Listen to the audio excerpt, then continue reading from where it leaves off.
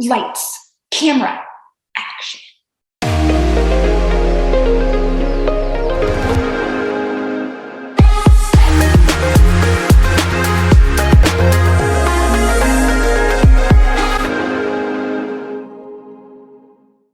I get it. You want to know what it's like to be in a movie.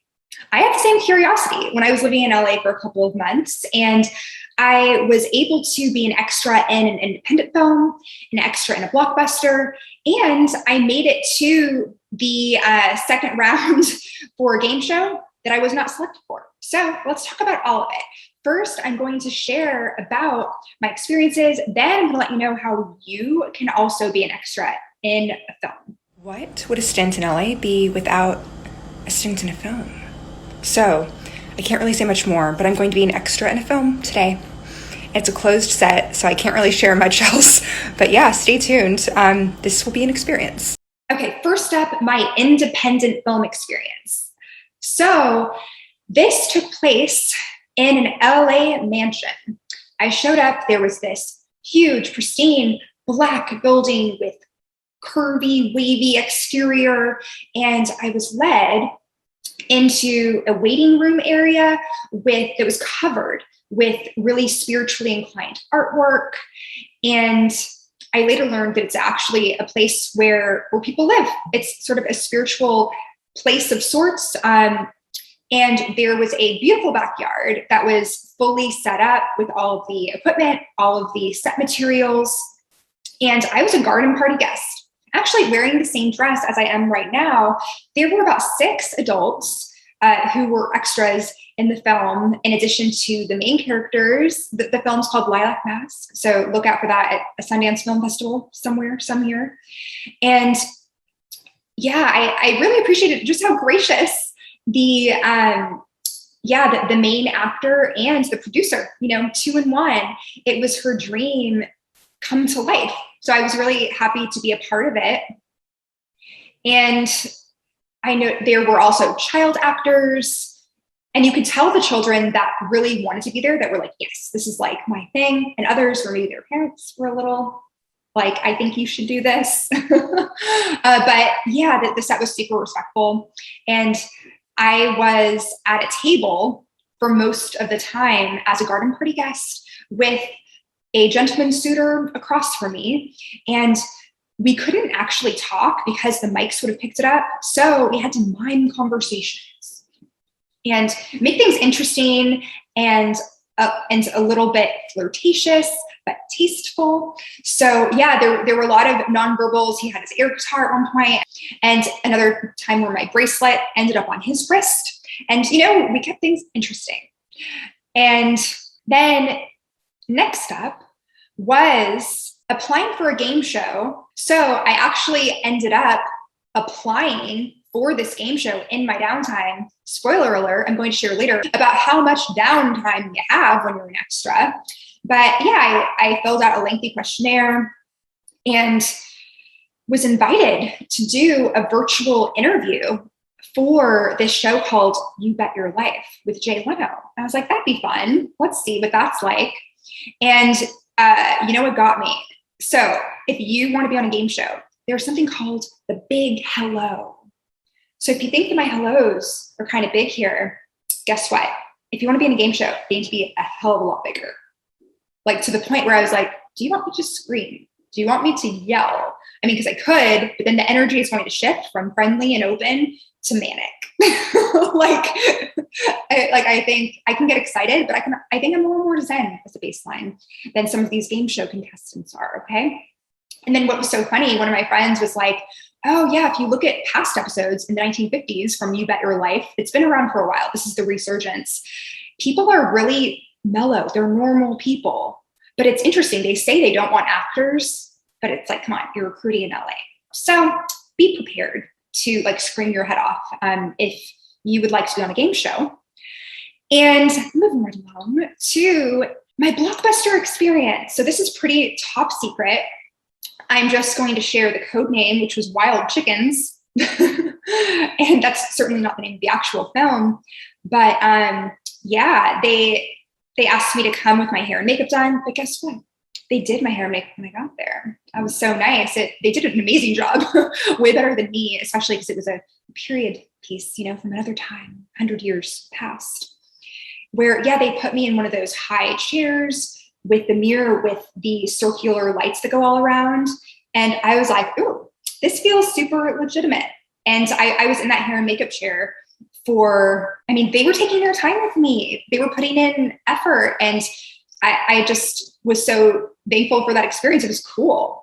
And then I realized, there were 500 people who were extras that day in that film. And the director ended up making super detail-oriented, making little tweaks in this large scene where, switching literally 2 people into different seats. And the attention to detail was amazing. And also a big part of it was celebrating and being in that celebratory energy and cheering for extended periods of time. And the lunch ended up being a huge buffet style. It was clear, oh my gosh, it was like an all-you-can-eat buffet, honestly, where some people were like, okay, I'm going to eat enough food to last me through tomorrow. It was intense. It was a lot. It was plentiful.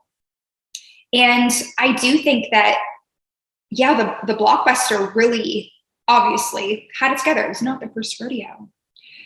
And I got to meet a lot of other extras who shared that this is a part of their experience. Maybe they work as a production assistant, so they're kind of behind the scenes, but they really want to be an actor. So it's a lifestyle where for the past 10 years or so, they've been an extra in these major motion pictures and have added it to their credits.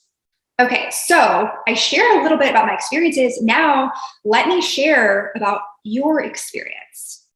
So how do you even find these gigs? That is a frequently asked question. So what I want you to do is, if you have a Facebook, this is where I actually found all of my gigs. It's called LA Non-Union Actor Casting Calls. Join that group. There are thousands upon thousands of members, but not that many people actually interact with the posts. So go ahead and join that group. It's free. It's also non-union, so you'll probably get paid less, or they will be free opportunities for you to work. What you can also do is go to Backstage or LA Casting. You know what? Maybe join all of them. But I did notice, even though I was only in that free Facebook group, I encountered other extras that actually found the same gig through their paid membership sites. So maybe you only need one. It really depends, particularly if you're non-union and you're not paying union dues. Typically, the trade-off for paying union dues is because you will get paid a lot for different gigs, where it's not always the case with non-union.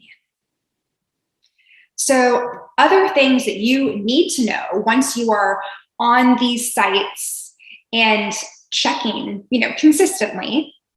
I did actually meet one extra who is not even living in LA, but one of the child actors, her mom flies her out whenever they get a gig. And you need to be prepared to fly on short notice because there's typically a week turnaround time where the gig is posted and they need you in a week, maybe even 5 days, maybe even 2 days. And you might not even know the location until 12 hours before. So get ready to be spontaneous. Typically, as an extra, you will be doing your own hair and makeup and supplying your own outfit to their specifications. That will be a part of the application process where you submit what you have or what you will order. And a typical day for an extra is 8 to 12 hours. And there's usually one meal included, smack dab in the middle. So bring some snacks, bring water. And in terms of how many working hours you have, how many hours you're actually going to be on set doing your extra thing, it'll likely be 1/4 of those hours. You have a lot of downtime. You can apply for other gigs. You can work on anything you want. You can socialize. You can make some new friends in the space. And in terms of compensation, so when it came to the independent film, I volunteered. I did that for free. And when it came to the Blockbuster, that was a flat rate of $125. So you're looking at that for an 8 to 12 hour day. And typically the call time is around 8 in the morning, at least in my experience, those two experiences. I arrived at around 8 in the morning. They didn't even need us until maybe 10 or 11, but hey, I understand wanting to get people there early. So now I want to hear from you. What would be your dream extra role? Or if you've already been extra, let me know what you've been involved in. See ya on the big screen. Until next time. What time is it? It's your time. You know how much further ahead in your career that you would be if only you knew the right people. If only you had a sense of confidence and self-assuredness when you walked into any virtual or in-person room that drew others to you. Well, the Confident Introvert Academy is designed to help you do just that on your time, in your own time. Go on over to thestephaniemichelle.com/CAA and sign up today.